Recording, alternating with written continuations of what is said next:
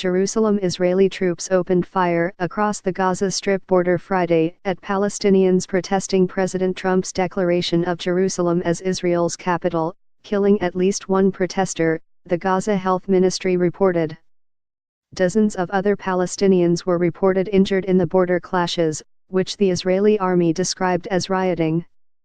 Disturbances and demonstrations also broke out in the West Bank and Jerusalem on Friday as Palestinians protested Trump's move, which also included a pledge to relocate the U.S. embassy from Tel Aviv to Jerusalem.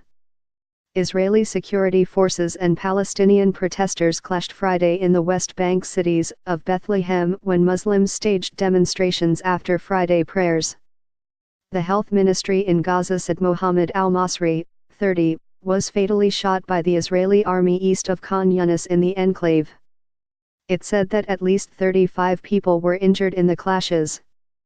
The Palestinian Red Crescent reported that 245 people were injured in the West Bank and Jerusalem. The Israeli army said in a statement about the Gaza clashes that during riots by Palestinian protesters, soldiers fired selectively towards two main instigators and hits were confirmed. Earlier, Israeli police spokesman Mickey Rosenfeld said units were beefed up in and around the Old City of Jerusalem.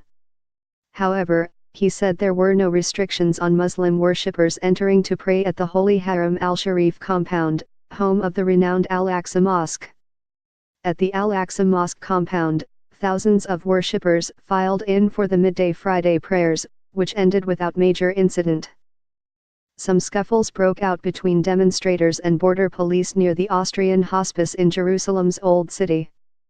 "We usually come on Fridays, but today has special meaning," said Noor Shaheen, 24, as she left prayers.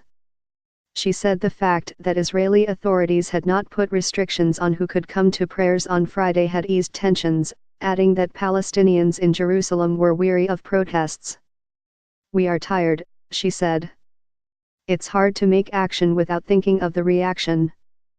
Ahmed Adu al-Hawa, 60, said Palestinians in Jerusalem did not want to give Israel an excuse to humiliate us and that Trump's declaration doesn't matter. He said, "The future of Jerusalem isn't in Trump's hands, not in Abbas's hands, not in Netanyahu's hands, it's in God's hands." Clashes were later reported in the West Bank cities of Bethlehem and Ramallah. In the Gaza Strip, thousands of Palestinians demonstrated after the end of Friday prayers, and clashes broke out between hundreds of youths and Israeli forces along the border between the enclave and Israel. The Qassam Brigades, the military wing of Hamas, staged military parades in which masked men wearing military uniforms carried rifles and shells. The participants chanted slogans against the U.S. recognition of Jerusalem as the capital of Israel, calling for a revolt against Israel to liberate Jerusalem from occupation. Fathi Hamid, a member of the Hamas political bureau, said at a demonstration in the northern Gaza Strip, "Today we declare an uprising against the occupation, and there are no half solutions. We call upon all the free people of the world to boycott America and Israel, and we call on the Arab and Islamic countries to take a serious stand and support our people."